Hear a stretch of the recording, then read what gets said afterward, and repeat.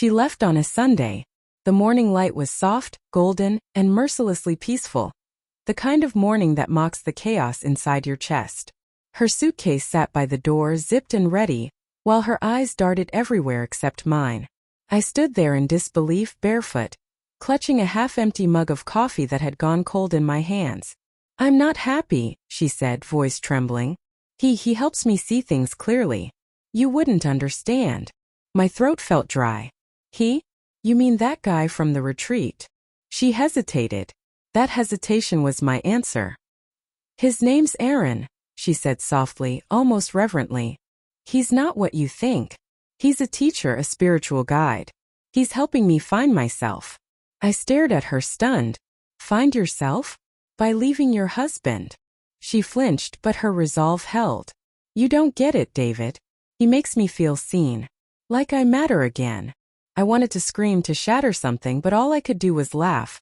This hollow, painful sound that didn't feel like mine. "You're leaving me for a guru? A man who charges people for enlightenment?" Tears welled in her eyes, but she didn't deny it. She just picked up the suitcase and walked out. No dramatic goodbye. No slammed door. Just quiet footsteps and the faint scent of her perfume fading into the air. For days I lived in a blur. The house felt cavernous, echoing with the ghosts of our routines. Her laughter in the kitchen, her voice humming from the shower, the way she used to curl her feet under my legs while we watched movies. I kept expecting her to walk back in, apologize, say it was a mistake. But she didn't. Instead, I saw her on social media. Dressed in flowing linen, eyes closed beside a bearded man surrounded by candles and adoring followers. "Find your higher self," the caption read. The comments were full of praise. I wanted to hate her, but all I felt was disbelief. Weeks passed, then months.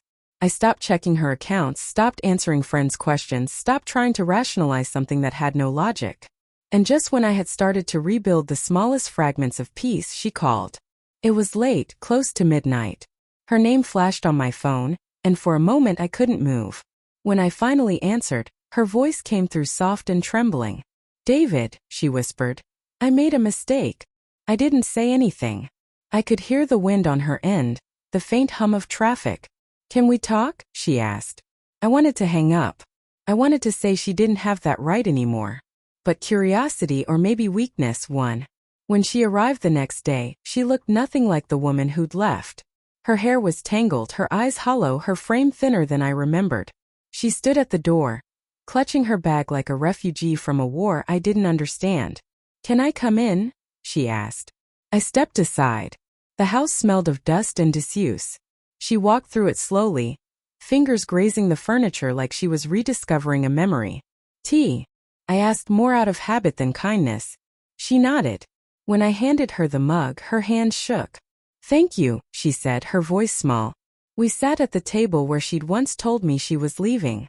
The same sunlight fell through the same window, but everything else was different. "He wasn't what I thought," she said finally. "Aaron." I stayed silent. "He promised freedom," she continued. "But it was control. He told us to give up everything, our families, our money, our identities. He said attachment was weakness. I gave him everything, David. Everything." Her voice broke. "And when I had nothing left, he moved on to someone else." I stared at her, trying to feel something. Anger, pity, satisfaction, but all I felt was exhaustion. "I thought you were smarter than that," I said quietly. She looked up at me, eyes wet. So did I. Silence stretched between us, thick and uneasy. The clock ticked. The kettle hummed faintly in the background. I want to come home," she said. The words hit me like a blow. I leaned back, studying her. This woman who had once been my world, now sitting there, broken and pleading, wanting back into a life she had burned to ashes. "You left me for him," I said slowly. "You didn't just walk away. You humiliated me. You made me feel like I wasn't enough. And now you want what? Forgiveness." "I don't expect you to forgive me," she said, voice trembling. I have nowhere else to go." That sentence gutted me. Not because it was tragic, but because it was honest. "You didn't think of that when you were finding yourself," I said. Her tears spilled over. "I know. I was lost. I thought he could fix what was broken inside me. But it was never him. It was me. I should have felt vindicated. Instead, all I felt was tired. She reached for my hand, hesitant, trembling. Please, David. Let me come back. I'll do anything. Her touch sent a rush of conflicting emotions through me. Love, resentment, the ghost of tenderness. I wanted to pull her close, to hold her like before, but a different instinct took over. The instinct to protect what little remained of my dignity. I pulled my hand away. No, I said softly. Her breath hitched. Please. I can't, I interrupted. You didn't just break my heart. You dismantled the version of me that believed in you. And I can't get that back. She looked at me as if I had struck her. I stood, walked to the window and looked outside. The sun was setting, painting the sky in streaks of amber and red. You found your guru, I said. Maybe now it's time to find yourself for real this time. She didn't respond. When I turned back, she was staring down at her tea, eyes distant, as if she were realizing something irreversible. After a moment she stood, slung her bag over her shoulder, and walked toward the door. Goodbye, David, she whispered. The door closed softly behind her. For a long time I stood there listening to the silence. The same silence that had haunted me when she left, but now it felt different. Cleaner. Final.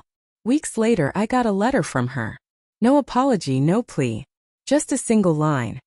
I'm learning to live without being worshipped or loved. Maybe that's freedom. I folded the letter and placed it in the drawer, where the remnants of our life together lived. Photographs, ticket stubs, pieces of a past that would never fit back together. Sometimes when I walk past that drawer I feel a faint ache, but mostly I feel peace.